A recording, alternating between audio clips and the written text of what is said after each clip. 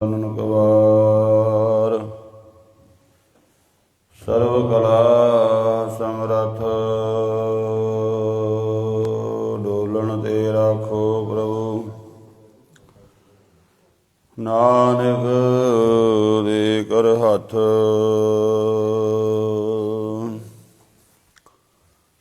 ਅਗਮ ਗੋਚਰ ਸਚ ਸਾਹਿਬ ਮੇਰਾ ਨਾਨਕ ਬੋਲੇ ਬੁਲਾਇਆ ਤੇਰਾ ਜੇਤਾ ਜੀਉ ਬਿਨ ਸਭ ਤੇਰਾ ਤੂੰ ਅੰਤਰਜਾਮੀ ਪੁਰਖ ਭਗਵਾਨ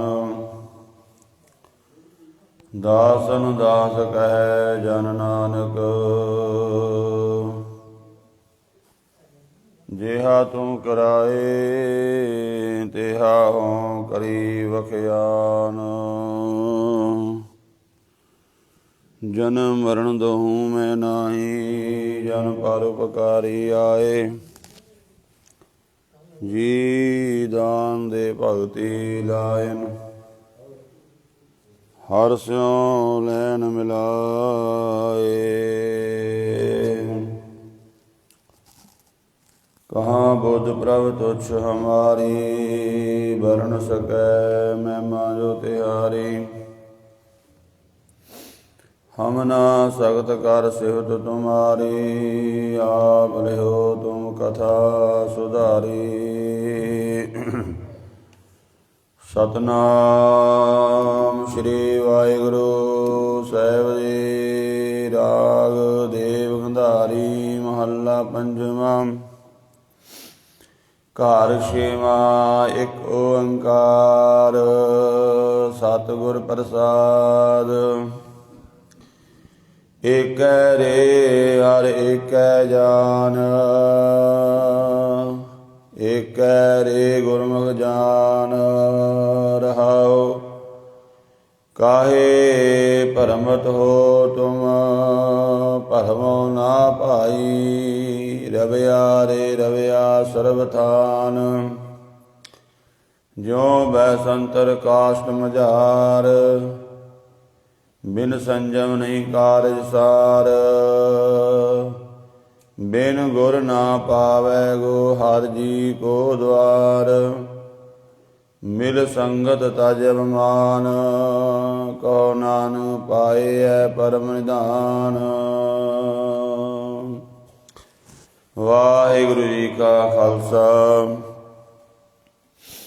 ਵਾਹਿਗੁਰੂ ਜੀ ਕੀ ਫਤਿਹ। ਪਰਮ ਸਤਿਕਾਰਯੋਗ ਜੁਗੋ ਜੁਗ ਅਟਲ ਚਵਰ ਛਤਰ ਤਖਤ ਦੇ ਮਾਲਕ ਸਹਿਬੇ ਕਮਾਲ ਸ਼ਬਦ ਗੁਰੂ ਹਾਜ਼ਰਾ ਹਜ਼ੂਰ ਸਰਬ ਕਲਾ ਭਰਪੂਰ ਗੁਰੂ ਗਰੀਬ ਨਿਵਾਜ ਧੰਨ ਧੰਨ ਸ੍ਰੀ ਗੁਰੂ ਗ੍ਰੰਥ ਸਾਹਿਬ ਜੀ ਮਹਾਰਾਜ ਸੱਚੇ ਪਾਤਸ਼ਾਹ ਜੀ ਦੇ ਪਾਵਨ ਚਰਨਾਂ ਕਮਲਾਂ ਵਿਖੇ ਹਾਜ਼ਰੀਨ ਗੁਰਮੁਖ ਪਿਆਰੇ ਸਤ ਸੰਗੀ ਜਨੋ। ਗੁਰੂ ਪਾਤਸ਼ਾਹ ਜੀ ਨੇ ਕਿਰਪਾ ਬਖਸ਼ ਕੀਤੀ ਹੈ। ਸਤ ਸੰਗਤ ਦਾ ਅਮੋਲਕ ਸਮਾਂ ਬਖਸ਼ਿਆ ਹੈ।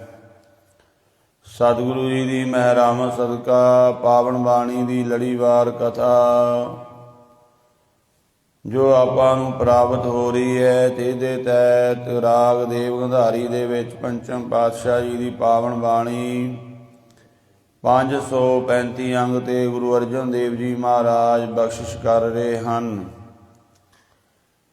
ਪਹਿਲਾਂ ਸਤਿਗੁਰੂ ਜੀ ਨੇ ਗੁਰਮੁਖਾਂ ਦੀ ਅਵਸਥਾ ਨੂੰ ਬਿਆਨ ਕੀਤਾ ਹੈ। ਸਤਿਗੁਰੂ ਪਾਤਸ਼ਾਹ ਜੀ ਹੁਣ ਵਾਹਿਗੁਰੂ ਜੀ ਦੀ ਮਹਿਮਾ ਬਿਆਨ ਕਰ ਰਹੇ ਹਨ। ਪਿਛਲੇ 3 ਸ਼ਬਦਾਂ ਦੇ ਵਿੱਚ ਵੀ ਆਪਾਂ ਇਹ ਵਿਚਾਰ ਸਰਵਣ ਕੀਤੀ ਹੈ। ਵਾਹਿਗੁਰੂ ਪਰਮਾਤਮਾ ਬੇਅੰਤ ਹੈ। ਉਹਨੂੰ ਕਿਸੇ ਵੀ ਪ੍ਰਕਾਰ ਕਰਕੇ ਸਮਗਰ ਰੂਪ ਦੇ ਵਿੱਚ ਜਾਣਿਆ ਨਹੀਂ ਜਾ ਸਕਦਾ। ਉਹਦੀ ਸਮਗਰ ਮਹਿਮਾ ਨੂੰ ਕਿਸੇ ਵੀ ਤੋਲ ਦੇ ਨਾਲ ਤੋਲਿਆ ਨਹੀਂ ਜਾ ਸਕਦਾ, ਮਿਣਿਆ ਨਹੀਂ ਜਾ ਸਕਦਾ, ਨਾਪਿਆ ਨਹੀਂ ਜਾ ਸਕਦਾ। ਤੇ ਪਾਤਸ਼ਾਹ ਫਰਮਾਨ ਕਰਦੇ ਨੇ, ਉਹ ਵਾਹਿਗੁਰੂ ਤੇਰੇ ਅੰਦਰ ਹੀ ਹੈ ਭਾਈ, ਆਪਣੇ ਅੰਦਰ ਨੂੰ ਖੋਜਣਾ ਕਰ ਗੁਰੂ ਦੀ ਮੱਤ ਦੁਆਰਾ। ਵਾਹਿਗੁਰੂ ਪਰਮਾਤਮਾ ਤੈਨੂੰ ਅੰਦਰੋਂ ਹੀ ਪ੍ਰਾਪਤ ਹੋ ਜਾਵੇਗਾ, ਜੋ ਸਾਡੇ ਮਨੁੱਖਾ ਜੀਵਨ ਦਾ ਲਕਸ਼ ਹੈ। ਸਹਿਬ ਸੱਚੇ ਪਾਤਸ਼ਾਹ ਧੰਨ ਗੁਰੂ ਅਰਜਨ ਦੇਵ ਜੀ ਮਹਾਰਾਜ ਜੋ ਬਖਸ਼ਿਸ਼ ਕਰ ਰਹੇ ਹਨ, ਸਤਿਗੁਰੂ ਜੀ ਦੇ ਅੰਮ੍ਰਿਤ ਬਚਨਾਂ ਨਾਲ ਸਾਂਝ ਪਾਈਏ। ਗੁਰੂ ਚਰਨਾਂ 'ਚ ਹਾਜ਼ਰੀ ਲਵਾਓ, ਸਤਿਗੁਰੂ ਜੀ ਦੇ ਚਰਨਾਂ ਵਿੱਚ ਆਪਣਾ ਸੀਸ ਝੁਕਾਓ ਤੇ ਪਿਆਰ ਨਾਲ ਆਖੋ ਜੀ, ਸਤਿਨਾਮ ਸ੍ਰੀ ਵਾਹਿਗੁਰੂ ਸਾਹਿਬ ਜੀ। ਰਾਗ ਦੇਵ ਗੰਧਾਰੀ ਮਹੱਲਾ ਪੰਜਵਾਂ, ਘਰ ਛੇਵਾਂ। ਇਕ ਓੰਕਾਰ ਸਤਿਗੁਰ ਪ੍ਰਸਾਦ। ਰਾਗ ਦੇਵ ਗੰਧਾਰੀ ਹੈ। ਪੰਚਮ ਪਾਤਸ਼ਾਹ ਜੀ ਇਹ ਸ਼ਬਦ ਛੇਵੇਂ ਘਰ ਦੇ ਵਿੱਚ ਗਾਉਣ ਦਾ ਹੁਕਮ ਕਰ ਰਹੇ ਹਨ। ਅੱਗੇ ਵਾਹਿਗੁਰੂ ਜੀ ਦਾ ਮੰਗਲਾ ਚਰਨ ਕੀਤਾ ਹੈ। ਵਾਹਿਗੁਰੂ ਇੱਕ ਅਦੁੱਤੀ ਸ਼ਕਤੀ ਹੈ। ਸਤਿਗੁਰੂ ਪ੍ਰਸਾਦ, ਸਤਿਗੁਰੂ ਦੀ ਕਿਰਪਾ ਨਾਲ ਵਾਹਿਗੁਰੂ ਦੀ ਪ੍ਰਾਪਤੀ ਹੈ। ਏਕੈ ਰੇ ਹਰਿ ਏਕੈ ਜਾਨ, ਏਕੈ ਰੇ ਗੁਰਮੁਖ ਜਾਨ ਰਹਾਓ। 84 ਲੱਖ ਜੂਨੀਆਂ ਦੇ ਵਿੱਚੋਂ ਮਨੁੱਖਾ ਜੂਨੀ ਜਿਹੜੀ ਹੈ ਇਹਦਾ ਇੱਕ ਲਕਸ਼ ਹੈ। ਬਾਕੀ ਜਿਹੜੀਆਂ ਜੂਨੀਆਂ ਹਨ ਉਹ ਕੇਵਲ ਕਰਮਾਂ ਨੂੰ ਭੋਗਣ ਵਾਲੀਆਂ ਭੋਗ ਜੂਨੀਆਂ ਹਨ। ਉਹਨਾਂ ਦੇ ਵਿੱਚ ਕੇਵਲ ਜਿਹੜਾ ਜੀਵ ਆਤਮਾ ਹੈ ਉਹ ਭੋਗ ਭੋਗਦਾ ਹੈ। ਪਰ ਮਨੁੱਖਾ ਜੂਨੀ ਜਿਹੜੀ ਹੈ ਇਹ ਸਰਮੌਰ ਜੂਨੀ ਹੈ। ਜਿੱਥੇ ਇਹਨੇ ਆਪਣੇ ਕਰਮ ਭੋਗਣੇ ਨੇ ਉੱਥੇ ਇਹਦਾ ਲਕਸ਼ ਵੀ ਹੈ। ਇਹਦਾ ਲਕਸ਼ ਹੈ ਵਾਹਿਗੁਰੂ ਨੂੰ ਮਿਲਣਾ, ਪ੍ਰਾਪਤ ਕਰਨਾ। ਤੇ ਮਹਾਰਾਜ ਸੱਚੇ ਪਾਤਸ਼ਾਹ ਜੀ ਬਾਣੀ ਵਿੱਚ ਕਹਿ ਦਿੱਤਾ ਹੈ, ਬਚਨ ਆਏ ਨੇ ਕਿ ਗੁਰ ਸੇਵਾ ਤੇ ਭਗਤ ਕਮਾਈ, ਤਬ ਇਹ ਮਾਨਤ ਦੇਹੀ ਪਾਈ। ਇਹ ਦੇਹੀ ਭੋਗਾਂ ਵਾਸਤੇ ਨਹੀਂ ਮਿਲੀ। ਭੋਗ ਜੂਨੀਆਂ ਹੋਰ ਬੜੀਆਂ ਨੇ। ਤਕਰੀਬਨ ਜੇ ਆਪਾਂ ਗਿਣਤੀ ਕਰੀਏ 83 ਲੱਖ ਤੇ 99,999 ਜੂਨੀਆਂ, ਉਹ ਸਾਰੀਆਂ ਭੋਗ ਜੂਨੀਆਂ ਨੇ। ਮਨੁੱਖਾ ਜੂਨੀ ਪਾ ਕੇ 84 ਲੱਖ ਜੂਨੀਆਂ ਹੋ ਗਈਆਂ। 83,99,999 ਜੂਨੀਆਂ ਭੋਗ ਜੂਨੀਆਂ ਨੇ। ਉਹਨਾਂ ਜੂਨੀਆਂ ਵਿੱਚ ਮਹਾਰਾਜ ਕਹਿੰਦੇ ਤੂੰ ਬੜੇ ਭੋਗ ਭੋਗ ਚੁੱਕਿਆ ਹੈ। ਕਈ ਜਨਮ ਭਏ ਕੀਟ ਪਤੰਗਾ, ਕਈ ਜਨਮ ਗਾ ਜ਼ਮੀਨ ਕੁਰੰਗਾ, ਕਈ ਜਨਮ ਪੰਖੀ ਸਰਪ ਹੋਇਓ, ਕਈ ਜਨਮ ਹੈਵਰ ਬ੍ਰਿਖ ਜੋਇਓ। ਮਿਲ ਜਗਦੀਸ਼ ਮਿਲਨ ਕੀ ਬਰੀਆ, ਚਰੰਕਾਲ ਇਹ ਦੇ ਸੰਜਰੀਆ। ਇਹ ਦੇਹੀ ਬੜੇ ਲੰਮੇ ਸਮੇਂ ਬਾਅਦ ਜੀਵ ਆਤਮਾ ਨੂੰ ਮਿਲੀ ਹੈ, ਬਹੁਤ ਲੰਮੇ ਸਮੇਂ ਬਾਅਦ। ਤੇ ਮਹਾਰਾਜ ਕਹਿੰਦੇ ਇਹਦਾ ਲਕਸ਼ ਹੈ, ਇਹਦਾ ਕੋਈ ਪ੍ਰਯੋਜਨ ਹੈ। ਹੋਰ ਦੁਨੀਆ ਵਿੱਚ ਇਸੇ ਕਰਕੇ ਤੁਸੀਂ ਵੇਖੋਗੇ ਕਦੇ ਕਿਸੇ ਆਪਾਂ ਕੁੱਤੇ ਨੂੰ ਇਹ ਨਹੀਂ ਕਹਿੰਦੇ ਵੀ ਕੁੱਤਾ ਬਣ ਜਾ ਨਹੀਂ ਤੇ ਤੈਨੂੰ ਕੁੱਤਾ ਬਣਾ ਦਿਆਂਗੇ। ਕਦੇ ਹਾਥੀ ਨੂੰ ਨਹੀਂ ਕਿਹਾ ਵੀ ਤੂੰ ਹਾਥੀ ਬਣ ਜਾ, ਤੈਨੂੰ ਨਹੀਂ ਤੇ ਹਾਥੀ ਬਣਾ ਦਿਆਂਗੇ। ਘੋੜੇ ਨੂੰ ਨਹੀਂ ਕਿਹਾ, ਸ਼ੇਰ ਨੂੰ ਨਹੀਂ ਕਿਹਾ ਕਦੇ, ਕਿਉਂਕਿ ਉਹ ਜਿਹੜਾ ਉਹਨਾਂ ਨੂੰ ਸਰੀਰ ਮਿਲਿਆ ਉਹਦੇ ਵਿੱਚ ਉਹ ਪੂਰੇ ਨੇ। ਇੱਕ ਮਨੁੱਖ ਐਸਾ ਹੈ ਜਿਸ ਨੂੰ ਕਹਿਣਾ ਪੈਂਦਾ ਵੀ ਬੰਦਾ ਬਣ ਜਾ ਨਹੀਂ ਤੇ ਫਿਰ ਬੰਦਾ ਬਣਾ ਦਿਆਂਗੇ, ਕਹਿਣਾ ਪੈਂਦਾ ਹੈ, ਕਿਉਂਕਿ ਸਰੀਰ ਮਨੁੱਖ ਵਾਲਾ ਹੈ, ਕਰਤੂਤ ਪਸ਼ੂ ਕੀ। ਕਰਤੂਤਾਂ ਕਰਤਵ ਇਹਦੇ ਕੰਮ ਪਸ਼ੂਆਂ ਵਾਲੇ ਹੀ ਹਨ। ਕਰਤੂਤ ਪਸ਼ੂ ਕੀ ਮਾਨਸ ਜਾਤ, ਦੇਹੀ ਮਨੁੱਖਾਂ ਵਾਲੀ ਹੈ। ਸੋ ਇਸ ਕਰਕੇ ਮਨੁੱਖਾ ਜੂਨੀ ਦਾ ਲਕਸ਼ ਹੈ, ਪ੍ਰਯੋਜਨ ਹੈ। ਉਹ ਪ੍ਰਯੋਜਨ ਜੇ ਪ੍ਰਾਪਤ ਨਾ ਕੀਤਾ ਉਸ ਲਕਸ਼ ਨੂੰ ਪ੍ਰਾਪਤ ਨਾ ਕੀਤਾ ਤੇ ਫਿਰ ਮੁੜ ਕੇ ਬੜੀ ਲੰਮੀ ਖੁਆਰੀ ਝੱਲਣੀ ਪੈ ਜਾਵੇਗੀ। ਜਿਵੇਂ ਇਹਨੂੰ ਆਪਾਂ ਸਮਝ ਲਈਏ ਸੌਖੇ ਜਿਹੇ ਸ਼ਬਦਾਂ ਦੇ ਵਿੱਚ, ਘਰ ਵਿੱਚ ਬੱਚਾ ਹੈ ਛੋਟਾ 10-12 ਸਾਲ ਦਾ, ਆਪਾਂ ਉਹਨੂੰ ਕਹਿੰਦੇ ਆ ਵੀ ਤੂੰ ਪੜ੍ਹਾਈ ਕਰ ਲੈ, ਪੜ੍ਹਾਈ ਕਰ ਲੈ। ਉਹ ਪਰਵਾਹ ਨਹੀਂ ਕਰਦਾ। ਹੋਰ ਵੱਡਾ ਹੋ ਗਿਆ, ਹੋਰ ਪਰਵਾਹ ਨਹੀਂ ਕਰਦਾ। ਸਮਾਂ ਲੰਘਦਾ ਗਿਆ, ਪੜ੍ਹਾਈ ਦਾ ਸਮਾਂ ਲੰਘ ਗਿਆ, ਉਮਰ ਪੜ੍ਹਾਈ ਵਾਲੀ ਲੰਘ ਗਈ, ਵਿਆਹ ਹੋ ਗਿਆ, ਕਬੀਲਦਾਰੀ ਪੈ ਗਈ, ਨਾ ਕੋਈ ਪੜ੍ਹਿਆ ਲਿਖਿਆ, ਨਾ ਕੋਈ ਗੁਣ ਸਿੱਖਿਆ, ਨਾ ਕੋਈ ਕਲਾ ਸਿੱਖਿਆ।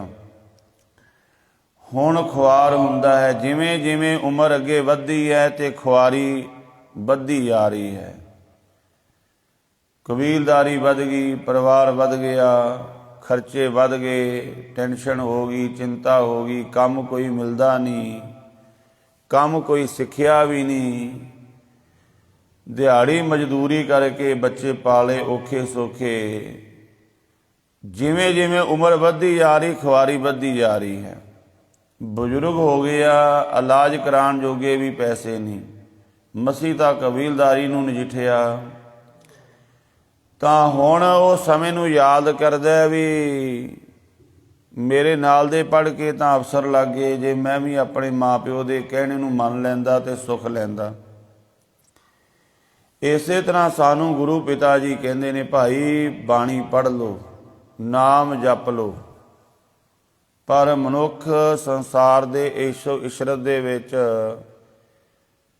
ਮਹਾਰਾਜ ਬਾਣੀ ਵਿੱਚ ਕਹਿੰਦੇ ਨੇ, ਸੇਜ ਸੋਹਣੀ ਚੰਦਨ ਚੋਆ ਨਰਕ ਘੋਰ ਕਾ ਦੁਆਰਾ। ਇਹ ਸੋਚਦਾ ਮੈਂ ਬੜਾ ਆਨੰਦ ਲੈ ਰਿਹਾ, ਬੜਾ ਦੁਨੀਆ ਦੇ ਭੋਗ ਭੋਗ ਰਿਹਾ। ਮਹਾਰਾਜ ਕਹਿੰਦੇ ਇਹ ਤੇ ਘੋਰ ਨਰਕ ਦਾ ਦਰਵਾਜ਼ਾ ਖੁੱਲ ਰਿਹਾ ਹੈ। ਕਨਕ ਕਾਮਣੀ ਹੈਵਰ ਗੈਵਰ ਬਹੁ ਵਿਦਾਨ ਦਤਾਰਾ, ਸੇਜ ਸੋਹਣੀ ਚੰਦਨ ਚੋਆ ਨਰਕ ਘੋਰ ਕਾ ਦੁਆਰਾ। ਘੋਰ ਨਰਕ ਅੱਗੇ ਆ ਰਿਹਾ ਹੈ। ਜਿਵੇਂ ਬੰਦੇ ਨੇ ਪੜ੍ਹਾਈ ਨਾ ਕੀਤੀ, ਕੋਈ ਕਲਾ ਨਹੀਂ ਸਿੱਖਿਆ, ਕੋਈ ਗੁਣ ਨਹੀਂ ਸਿੱਖਿਆ, ਜਿਵੇਂ ਜਿਵੇਂ ਬਜ਼ੁਰਗ ਹੁੰਦਾ ਹੈ ਉਹਦੇ ਵਾਸਤੇ ਨਰਕ ਵੱਧ ਰਿਹਾ ਹੈ। ਕਿਉਂਕਿ ਹੁਣ ਕੰਮ ਵੀ ਨਹੀਂ ਕਰ ਸਕਦਾ। ਅੱਗੇ ਤਾਂ ਮਿਹਨਤ ਮਜ਼ਦੂਰੀ ਕਰਕੇ ਲੈ ਆਉਂਦਾ ਸੀ ਕੁਝ ਨਾ ਕੁਝ, ਹੁਣ ਤਾਂ ਮਿਹਨਤ ਮਜ਼ਦੂਰੀ ਵੀ ਨਹੀਂ ਕਰ ਸਕਦਾ। ਤੇ ਹੁਣ ਜੇਬ ਵਿੱਚ ਵੀ ਪੈਸਾ ਨਹੀਂ, ਬਿਮਾਰ ਹੋ ਗਿਆ, ਹੋਰ ਜ਼ਿਆਦਾ ਦੁਖੀ ਹੋ ਗਿਆ। ਕਿਉਂ? ਨਾ ਪੈਸਾ ਕੋਲ, ਨਾ ਕੋਈ ਮੰਗਿਆ ਦੇਵੇ, ਨਾ ਕੋਈ ਪਛਾਣੇ। ਇਸੇ ਤਰ੍ਹਾਂ ਗੁਰਮੁਖੋ ਜੇ ਆਪਾਂ ਨਾਮ ਨਾ ਜਪਿਆ, ਬਾਣੀ ਨਾ ਪੜ੍ਹੀ ਹੁਣ, ਤਾਂ ਫਿਰ ਅੱਗੇ ਖੁਆਰ ਹੋਣਾ ਪਵੇਗਾ। ਇਸ ਕਰਕੇ ਮਹਾਰਾਜ ਸੱਚੇ ਪਾਤਸ਼ਾਹ ਜੀ ਕਹਿੰਦੇ, ਇਸ ਦੇਹੀ ਦਾ ਲਕਸ਼ ਹੈ ਵਾਹਿਗੁਰੂ ਨੂੰ ਮਿਲਣਾ। ਇਸ ਕਰਕੇ ਵਾਹਿਗੁਰੂ ਨੂੰ ਜਾਣਨਾ ਕਰ, ਉਹਦੇ ਨਾਲ ਸਾਂਝ ਬਣਾ, ਉਹਦੇ ਨਾਲ ਪਛਾਣ ਕਰ ਲੈ ਆਪਣੀ। ਏਕੈ ਰੇ ਹਰ ਏਕੈ ਜਾਨ, ਇੱਕ ਵਾਹਿਗੁਰੂ ਨੂੰ ਜਾਣਨਾ ਕਰ। ਉਹ ਕਿਵੇਂ ਜਾਣਿਆ ਜਾਵੇਗਾ? ਸਾਡੀ ਉਹਦੇ ਨਾਲ ਜਾਣ ਪਛਾਣ ਕਿਵੇਂ ਹੋਵੇਗੀ? ਸਾਡਾ ਉਹਦੇ ਨਾਲ ਸੰਬੰਧ ਕਿਵੇਂ ਜੁੜੇਗਾ? ਏਕੈ ਰੇ ਗੁਰਮੁਖ ਜਾਨ, ਗੁਰੂ ਦੁਆਰਾ ਉਸ ਵਾਹਿਗੁਰੂ ਨੂੰ ਜਾਣਿਆ ਜਾਵੇਗਾ। ਗੁਰੂ ਸਾਨੂੰ ਰੱਬ ਦੀ ਪਹਿਚਾਣ ਕਰਾਉਂਦਾ ਹੈ। ਗੁਰੂ ਤੋਂ ਬਿਨਾਂ ਅਸੀਂ ਰੱਬ ਨੂੰ ਨਹੀਂ ਮਿਲ ਸਕਦੇ। ਇੱਕ ਮਹਾਂਪੁਰਖ ਹੋਏ ਨੇ ਸੰਤ ਰਹੀਮ ਜੀ, ਉਹਨਾਂ ਦਾ ਨਾ ਸਿਲੇਬਸ ਦੇ ਵਿੱਚ ਉਹਨਾਂ ਦੀ ਬਾਣੀ ਲਿਖੀ ਹੋਈ ਹੈ। 7ਵੀਂ 8ਵੀਂ ਦੀਆਂ ਕਲਾਸਾਂ ਦੇ ਵਿੱਚ ਉਹਨਾਂ ਦੀ ਬਾਣੀ ਦੋਹੇ ਲਿਖੇ ਹੋਏ ਸਿਲੇਬਸ ਵਿੱਚ ਵੀ ਆਉਂਦੇ ਸਨ, ਹਿੰਦੀ ਦੀ ਪੁਸਤਕ ਦੇ ਵਿੱਚ। ਉਹ ਮਹਾਂਪੁਰਸ਼ ਬੜੀ ਬੰਦਗੀ ਵਾਲੇ ਹੋਏ ਤੇ ਉਹਨਾਂ ਨੇ ਆਪਣੇ ਜੀਵਨ ਦਾ ਅਨੁਭਵ ਲਿਖਿਆ ਹੈ। ਕਹਿਣ ਲੱਗੇ ਵੀ ਇੱਕ ਵਾਰੀ ਨਾ ਮੇਰੇ ਸਾਹਮਣੇ ਭਗਤੀ ਕਰਦਿਆਂ ਕਰਦਿਆਂ ਐਸਾ ਸਮਾਂ ਆ ਗਿਆ, ਮੈਨੂੰ ਰੱਬ ਦੇ ਮਿਲਾਪ ਦੀ ਉਹ ਅਵਸਥਾ ਪ੍ਰਾਪਤ ਹੋਈ, ਰੱਬ ਪ੍ਰਗਟ ਹੋ ਗਿਆ। ਜਿਸ ਸਮੇਂ ਰੱਬ ਪ੍ਰਗਟ ਹੋਇਆ ਤੇ ਮੇਰਾ ਗੁਰੂ ਵੀ ਉਸ ਸਮੇਂ ਮੇਰੇ ਕੋਲ ਸੀ। ਦੋਵੇਂ ਹਸਤੀਆਂ ਮੇਰੇ ਸਾਹਮਣੇ ਖੜੀਆਂ ਹਨ, ਇੱਕ ਗੁਰੂ ਖੜਾ, ਇੱਕ ਰੱਬ ਖੜਾ ਹੈ। ਤੇ ਸੰਤ ਰਹੀਮ ਜੀ ਕਹਿੰਦੇ ਵੀ ਮੈਂ ਹੁਣ ਜਦੋਂ ਦੋਵਾਂ ਦੇ ਦਰਸ਼ਨ ਕੀਤੇ, ਸਾਹਮਣੇ ਗੁਰੂ ਵੀ ਹੈ, ਪਰਮਾਤਮਾ ਵੀ ਹੈ, ਪਹਿਲਾਂ ਮੱਥਾ ਕਿਹਨੂੰ ਟੇਕਿਆ ਜਾਵੇ। ਮਨ ਵਿੱਚ ਬੜੀ ਹੈਰਾਨੀ ਹੋ ਗਈ ਵੀ ਹੁਣ ਕਿਹੜੀ ਹਸਤੀ ਨੂੰ, ਕਿਹੜੀ ਹਸਤੀ ਵੱਡੀ ਹੈ, ਉਹਨੂੰ ਮੱਥਾ ਟੇਕਾਂ ਪਹਿਲਾਂ। ਜੇ ਪਰਮਾਤਮਾ ਨੂੰ ਟੇਕਿਆ ਤੇ ਗੁਰੂ ਦਾ ਨਿਰਾਦਰ ਨਾ ਹੋ ਜਾਵੇ। ਤਾਂ ਇਸ ਤਰ੍ਹਾਂ ਮਨ ਵਿੱਚ ਖਿਆਲ ਕਰਦਿਆਂ ਕਰਦਿਆਂ ਸੋਝੀ ਆਈ, ਪਹਿਲਾਂ ਗੁਰੂ ਨੂੰ ਮੱਥਾ ਟੇਕਿਆ ਜਾਵੇ। ਗੁਰ ਗੋਬਿੰਦ ਦੋ ਖੜੇ ਕਾਕੇ ਲਾਗੋਂ ਪਾਏ, ਬਲਿਹਾਰੀ ਗੁਰ ਆਪਣੇ ਜਿਨ ਗੋਬਿੰਦ ਦਿਓ ਦਿਖਾਏ। ਕਹਿੰਦੇ ਆਪਣੇ ਗੁਰੂ ਨੂੰ ਪਹਿਲਾਂ ਮੱਥਾ ਟੇਕਾਂਗੇ, ਕਿਉਂਕਿ ਬਲਿਹਾਰੀ ਗੁਰ ਆਪਣੇ ਜਿਨ ਗੋਬਿੰਦ ਦਿਓ ਦਿਖਾਏ। ਪਰਮਾਤਮਾ ਪਹਿਲਾਂ ਵੀ ਸੀ, ਪਰ ਸਾਡੇ ਜੀਵਨ ਵਿੱਚ ਨਹੀਂ ਪ੍ਰਗਟ ਸੀ। ਇਹ ਤੇ ਗੁਰੂ ਨੇ ਕਿਰਪਾ ਕੀਤੀ, ਪਰਮਾਤਮਾ ਪ੍ਰਗਟ ਕਰ ਦਿੱਤਾ ਜੀਵਨ ਦੇ ਵਿੱਚ। ਗੁਰੂ ਦੁਆਰਾ ਹੀ ਪਰਮਾਤਮਾ ਨਾਲ ਸਾਡੀ ਜਾਣ ਪਛਾਣ ਹੋਵੇਗੀ। ਗੁਰੂ ਦੁਆਰਾ ਹੀ ਸਾਡਾ ਪਰਮਾਤਮਾ ਨਾਲ ਸੰਬੰਧ ਜੁੜੇਗਾ, ਪਰਮਾਤਮਾ ਦੀ ਪ੍ਰਾਪਤੀ ਹੋਵੇਗੀ। ਇਸੇ ਕਰਕੇ ਮਹਾਰਾਜ ਬਾਣੀ ਵਿੱਚ ਕਹਿੰਦੇ ਨੇ, ਬਲਿਹਾਰੀ ਗੁਰ ਆਪਣੇ ਦਿਹਾੜੀ ਸਦਵਾਰ, ਜਿਨ ਮਾਨਸ ਤੇ ਦੇਵਤੇ ਕੀਏ ਕਰਤ ਨ ਲਾਗੀ ਵਾਰ। ਗੁਰੂ ਗੁਰੂ ਗੁਰ ਕਰ ਮਨ ਮੋਰ, ਗੁਰੂ ਬਿਨਾ ਮੈਂ ਨਾਹੀ ਹੋਰ। ਗੁਰ ਕੀ ਟੇਕ ਰਹਾਉ ਦਿਨ ਰਾਤ, ਜਾਂ ਕੀ ਕੋਈ ਨਾ ਮੇਟੈ ਦਾਤ। ਇੱਕ ਵਾਹਿਗੁਰੂ ਨੂੰ ਜਾਣਿਆ ਜਾਵੇਗਾ ਗੁਰੂ ਦੁਆਰਾ। ਐ ਮਨੁੱਖ ਤੂੰ ਜਾਣਨਾ ਕਰ ਵਾਹਿਗੁਰੂ ਨੂੰ, ਉਹਦੇ ਨਾਲ ਆਪਣੀ ਜਾਣ ਪਛਾਣ ਬਣਾ ਪਾ, ਉਹਦੇ ਨਾਲ ਜੁੜਨਾ ਕਰ। ਪਰ ਤਰੀਕਾ ਇਹ ਹੈ ਕਿ ਗੁਰੂ ਦੁਆਰਾ ਪਰਮਾਤਮਾ ਨਾਲ ਸਾਡਾ ਸੰਬੰਧ ਜੁੜੇਗਾ। ਪਰਮਾਤਮਾ ਦੁਆਰਾ ਹੀ ਆਪਾਂ ਗੁਰੂ ਨੂੰ ਵੇਖ ਸਕਦੇ ਹਾਂ। ਰਹਾਉ ਵਿਸ਼ਰਾਮ ਦੇ ਕੇ ਮਹਾਰਾਜ ਕਹਿੰਦੇ, ਕਾਹੇ ਭਰਮਤ ਹੋ ਤੁਮ ਭਾਈ, ਕਾਹੇ ਭਰਮਤ ਹੋ ਤੁਮ ਭਰਮੋ ਨਾ ਭਾਈ। ਰਵਿਆ ਰੇ ਰਵਿਆ ਸਰਬਥਾਨ। ਭਾਈ ਕਿਉਂ ਭਟਕਦਾ ਫਿਰਦਾ ਹੈ। ਇੱਥੇ ਮਹਾਰਾਜ ਨੇ ਕਿਹਾ ਭਾਈ। ਭਾਈ ਦਾ ਭਾਵ ਇਹ ਨਹੀਂ ਇਕੱਲਾ ਸਿੱਖ, ਕੋਈ ਹਿੰਦੂ ਮੁਸਲਮਾਨ ਕੋਈ ਵੀ ਮਨੁੱਖ ਹੈ। ਮਹਾਰਾਜ ਕਹਿੰਦੇ ਭਾਈ ਐਵੇਂ ਨਾ ਭਟਕਦਾ ਫਿਰ, ਥਾਂ ਥਾਂ ਤੇ ਖੁਆਰ ਨਾ ਹੁੰਦਾ ਫਿਰ। ਇਹ ਨਾ ਸੋਚ ਵੀ ਰੱਬ ਕਿਤੇ ਪਹਾੜਾਂ ਵਿੱਚ ਬੈਠਾ ਜਾਂ ਸਤਵੇਂ ਅਸਮਾਨ 'ਚ ਬੈਠਾ ਹੈ। ਵਾਹਿਗੁਰੂ ਸਾਰੀਆਂ ਥਾਵਾਂ ਤੇ ਪਰਿਪੂਰਨ ਹੋ ਕੇ ਵਰਤ ਰਿਹਾ ਹੈ।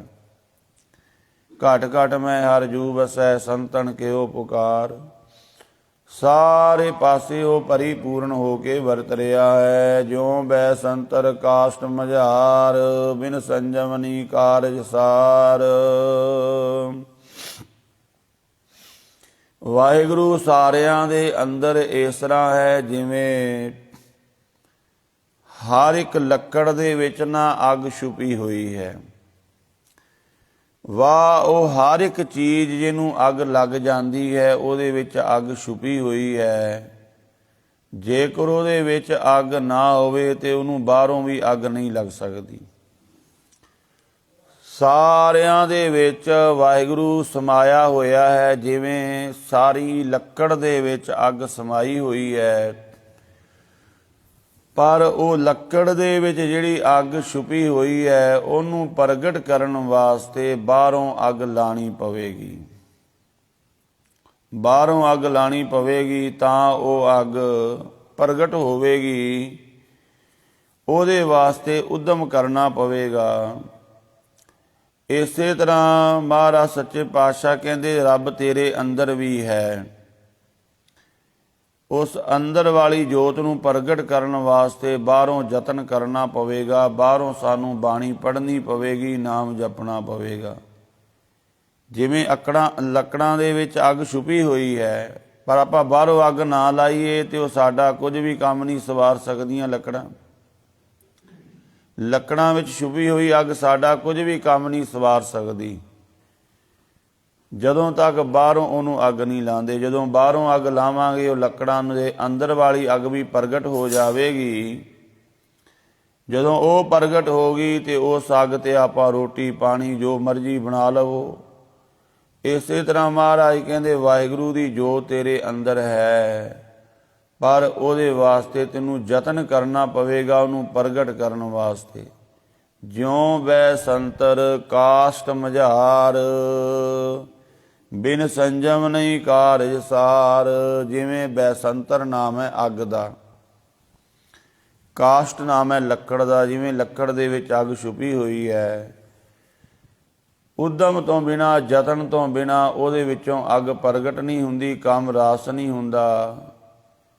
ਤੇ ਮਹਾਰਾਜ ਸੱਚੇ ਪਾਤਸ਼ਾਹ ਕਹਿੰਦੇ ਜੇਕਰ ਕਾਰਜ ਆਪਣੇ ਸਵਾਰਨੇ ਨੇ ਤਾਂ ਬਾਹਰੋਂ ਅੱਗ ਲਾ ਕੇ ਲੱਕੜ ਦੇ ਵਿੱਚ ਵਾਲੀ ਅੱਗ ਨੂੰ ਪ੍ਰਗਟ ਕਰਨਾ ਪਵੇਗਾ।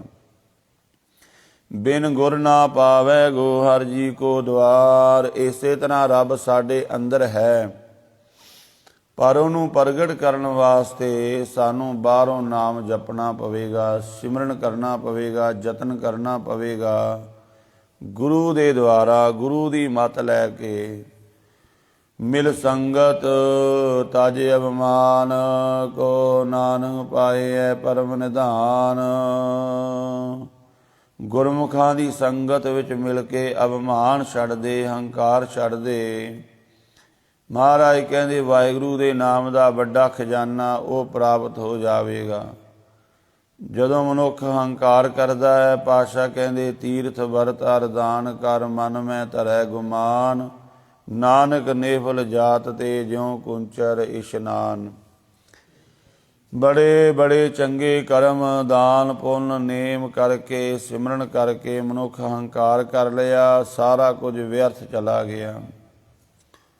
ਇਸ ਕਰਕੇ ਮਹਾਰਾਜ ਕਹਿੰਦੇ ਸੰਗਤ ਵਿੱਚ ਮਿਲ ਕੇ ਰਹਿ, ਹੰਕਾਰ ਛੱਡ ਦੇ, ਭਾਰੀ ਵੱਡੀ ਦੌਲਤ ਨਾਮ ਦਾ ਖਜ਼ਾਨਾ ਮਿਲ ਜਾਵੇਗਾ। ਦੇਵ ਗੰਧਾਰੀ ਪੰਜਵਾ।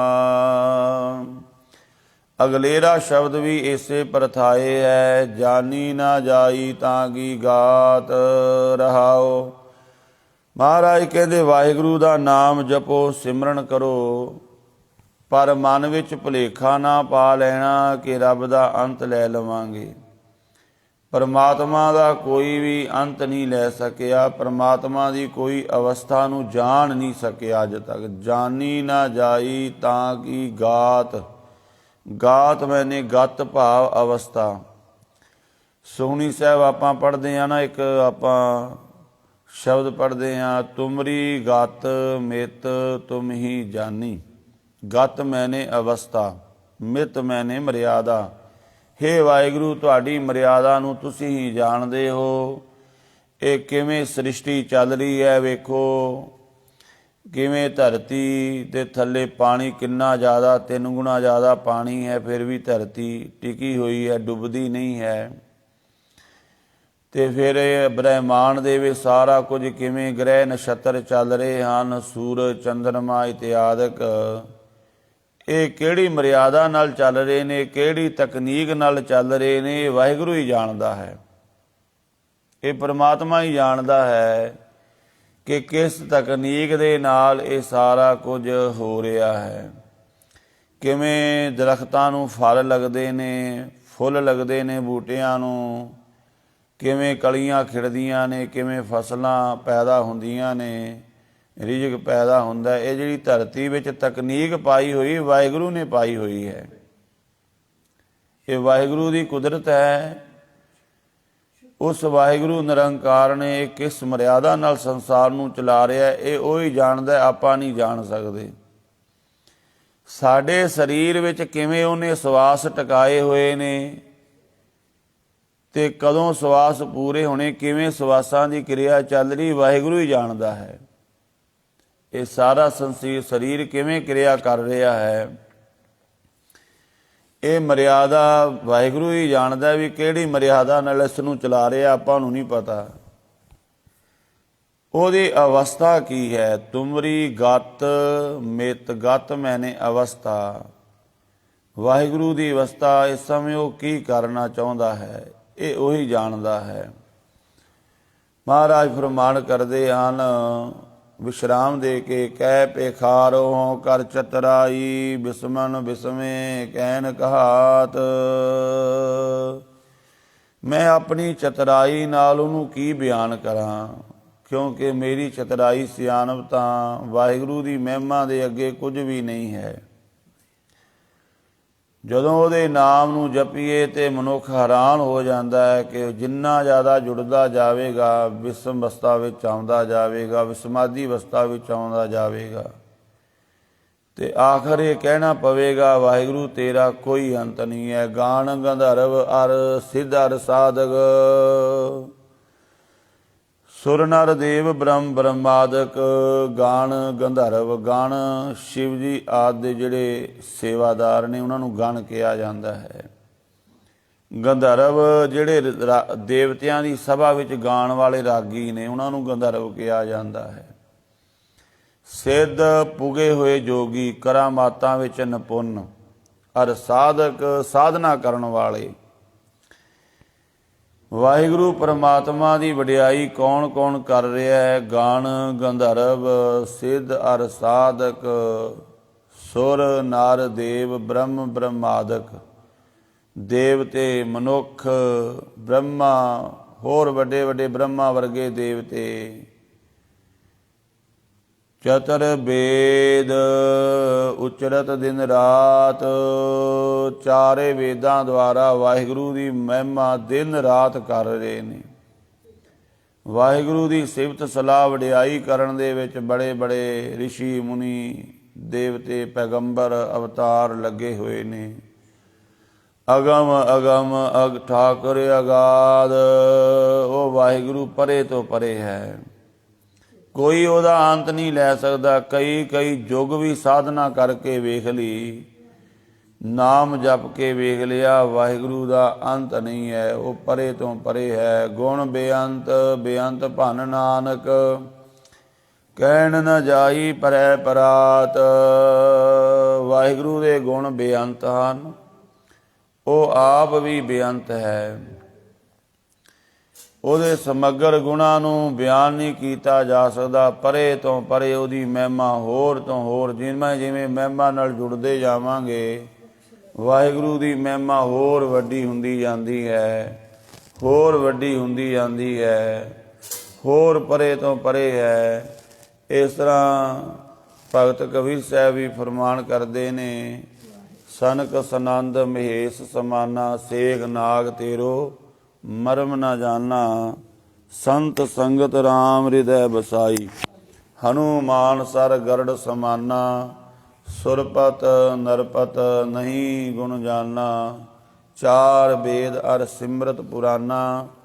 ਕਮਲਾ ਪਤ ਕਵਲਾ ਨਹੀਂ ਜਾਨਾ, ਕਹਿ ਕਬੀਰ ਸੋ ਭਰਮੈ ਨਾਹੀ। ਪੱਗ ਲਗ ਰਾਮ ਰਹਿ ਸਰਨਾਈ। ਸੋ ਗੁਰਮੁਖੋ ਮਨੁੱਖਾ ਜੀਵਨ ਦਾ ਲਕਸ਼ ਹੈ ਵਾਹਿਗੁਰੂ ਦੀ ਬੰਦਗੀ ਕਰਨੀ, ਸਿਮਰਨ ਕਰਨਾ, ਗੁਰ ਸੇਵਾ ਤੇ ਭਗਤ ਕਮਾਈ। ਤਬ ਇਹ ਮਾਨਸ ਦੇਹੀ ਪਾਈ। ਗੁਰੂ ਦੀ ਸੇਵਾ ਰੱਬ ਦੀ ਭਗਤੀ ਕਰਨ ਵਾਸਤੇ ਤਾਂ ਇਹ ਦੇਹੀ ਮਿਲੀ ਹੈ। ਇਸ ਕਰਕੇ ਸੇਵਾ ਸਿਮਰਨ ਕਰਕੇ ਆਪਣੇ ਜੀਵਨ ਨੂੰ ਲੇਖੇ ਵਿੱਚ ਲਾਈਏ। ਅੱਜ ਦਾ ਜੋ ਪਾਵਨ ਦਿਹਾੜਾ ਹੈ, ਧੰਨ ਧੰਨ ਬਾਬਾ ਦੀਪ ਸਿੰਘ ਜੀ ਦਾ ਪਾਵਨ ਜਨਮ ਦਿਹਾੜਾ ਬੜੀ ਸ਼ਰਧਾ ਭਾਵਨਾ ਨਾਲ ਮਨਾਇਆ ਜਾ ਰਿਹਾ ਹੈ। ਬਾਬਾ ਦੀਪ ਸਿੰਘ ਜੀ ਦਾ ਜਿਹੜਾ ਜਨਮ ਹੈ ਉਹ ਸੰਨ 1682 26 ਜਨਵਰੀ ਇਹ ਪਹਿਲਾ ਮਹੀਨਾ ਜਿਹੜਾ ਹੈ ਨਗਰ ਪਹੁਵਿੰਡ ਵਿਖੇ ਬਾਬਾ ਭਗਤਾ ਜੀ ਦੇ ਗ੍ਰਹਿ ਵਿਖੇ ਮਾਤਾ ਜੌਣੀ ਜੀ ਦੀ ਕੁੱਖੋਂ ਉਹਨਾਂ ਦਾ ਜਨਮ ਹੋਇਆ। ਔਰ ਆਨੰਦਪੁਰ ਸਾਹਿਬ ਦੀ ਧਰਤੀ ਤੇ ਗੁਰੂ ਗੋਬਿੰਦ ਸਿੰਘ ਮਹਾਰਾਜ ਜੀ ਦੀ ਹਜ਼ੂਰੀ ਵਿੱਚ ਰਹਿ ਕੇ ਉਹਨਾਂ ਨੇ ਬਾਣੀ ਦੀ ਸੰਥਿਆ ਲਈ, ਨਾਮ ਸਿਮਰਨ ਦਾ ਅਭਿਆਸ ਕੀਤਾ। ਸਤਿਗੁਰੂ ਜੀ ਦਾ ਹੁਕਮ ਮੰਨ ਕੇ ਆਪਣੇ ਨਗਰ ਆਏ। ਜਿਸ ਸਮੇਂ ਸਤਿਗੁਰੂ ਜੀ ਦਾ ਸਾਰਾ ਪਰਿਵਾਰ ਵਿਛੜਿਆ, ਪਰਿਵਾਰ ਦੀ ਸ਼ਹਾਦਤ ਹੋਈ, ਗੁਰੂ ਗੋਬਿੰਦ ਸਿੰਘ ਮਹਾਰਾਜ ਜੀ ਦਮਦਮਾ ਸਾਹਿਬ ਪਹੁੰਚੇ। ਇੱਥੇ ਬਾਬਾ ਦੀਪ ਸਿੰਘ ਜੀ ਦਾ ਦੁਬਾਰਾ ਫਿਰ ਮਿਲਾਪ ਹੋਇਆ ਤੇ ਸਾਧ ਸੰਗਤ ਭਾਈ ਮਨੀ ਸਿੰਘ ਜੀ ਉਹ ਲਿਖਾਰੀ ਲੱਗੇ।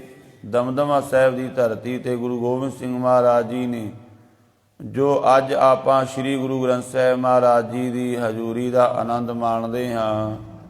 ਸਤਿਗੁਰੂ ਜੀ ਦਾ ਇਹ ਪਾਵਨ ਸਰੂਪ ਦਮਦਮਾ ਸਾਹਿਬ ਦੀ ਧਰਤੀ 'ਤੇ ਲਿਖੇ ਗਏ ਆ ਸਾਰੀਆਂ ਜਿਹੜੀਆਂ ਇਹ ਸਰੂਪ ਹਨ ਮਹਾਰਾਜ ਜੀ ਦੇ ਬੀੜਾਂ ਹਨ, ਉਹਨਾਂ 'ਤੇ ਲਿਖਿਆ ਹੁੰਦਾ ਹੈ ਕਿ ਆਦਿ ਸ੍ਰੀ ਗੁਰੂ ਗ੍ਰੰਥ ਸਾਹਿਬ ਜੀ ਦਮਦਮਾ ਸਾਹਿਬ ਵਾਲੀ ਬੀੜ। ਇੱਥੇ ਹੀ ਗੁਰੂ ਗੋਬਿੰਦ ਸਿੰਘ ਮਹਾਰਾਜ ਜੀ ਨੇ 9ਵੇਂ ਪਾਤਸ਼ਾਹ ਜੀ ਦੀ ਜਿਹੜੀ ਬਾਣੀ ਹੈ ਉਹ ਵੀ ਗੁਰੂ ਗ੍ਰੰਥ ਸਾਹਿਬ ਦੇ ਵਿੱਚ ਦਰਜ ਕੀਤੀ। ਭਾਈ ਮਨੀ ਸਿੰਘ ਲਿਖਾਰੀ ਲਿਖੇ ਲੱਗੇ ਤੇ ਬਾਬਾ ਦੀਪ ਸਿੰਘ ਜੀ ਕਲਮਾਂ ਘੜ ਕੇ ਦਿੰਦੇ ਸਨ। ਜਿਸ ਸਮੇਂ ਧੰਨ ਗੁਰੂ ਗੋਬਿੰਦ ਸਿੰਘ ਮਹਾਰਾਜ ਜੀ ਦਮਦਮਾ ਸਾਹਿਬ ਤੋਂ ਚੱਲੇ, ਬਾਬਾ ਦੀਪ ਸਿੰਘ ਜੀ ਨੂੰ ਇਸ ਅਸਥਾਨ ਦੀ ਸੇਵਾ ਦਿੱਤੀ। ਬਾਬਾ ਦੀਪ ਸਿੰਘ ਜੀ ਨੇ ਵੀ ਆਪਣੀ ਹਯਾਤੀ ਵਿੱਚ ਬੜਾ ਨਾਮ ਸਿਮਰਨ ਬੰਦਗੀ ਕੀਤੀ। 4 ਸਰੂਪ ਸ੍ਰੀ ਗੁਰੂ ਗ੍ਰੰਥ ਸਾਹਿਬ ਮਹਾਰਾਜ ਜੀ ਦੇ ਆਪਣੇ ਕਰ ਕਮਲਾਂ ਦੇ ਨਾਲ ਲਿਖਣਾ ਕੀਤੇ। ਔਰ ਸਾਧ ਸੰਗਤ ਜਿਸ ਸਮੇਂ ਬਾਬਾ ਬੰਦਾ ਸਿੰਘ ਜੀ ਬਹਾਦਰ ਸਰਹੰਦ 'ਤੇ ਚੜ੍ਹਾਈ ਕਰਕੇ ਆਏ, ਉਸ ਸਮੇਂ ਬਾਬਾ ਦੀਪ ਸਿੰਘ ਜੀ ਨੇ ਵੀ ਇਸ ਜੰਗ ਦੇ ਵਿੱਚ ਬਾਬਾ ਬੰਦਾ ਸਿੰਘ ਜੀ ਦਾ ਸਾਥ ਦਿੱਤਾ ਔਰ ਸਰਹੰਦ ਦੀ ਇੱਟ ਨਾਲ ਇੱਟ ਖੜਕਾਈ। ਉਸ ਸਮੇਂ ਜਿਹੜੀ ਬਾਬਾ ਦੀਪ ਸਿੰਘ ਜੀ ਦੀ ਉਮਰ ਹੈ ਤਕਰੀਬਨ 25-26 ਸਾਲ ਸੀ।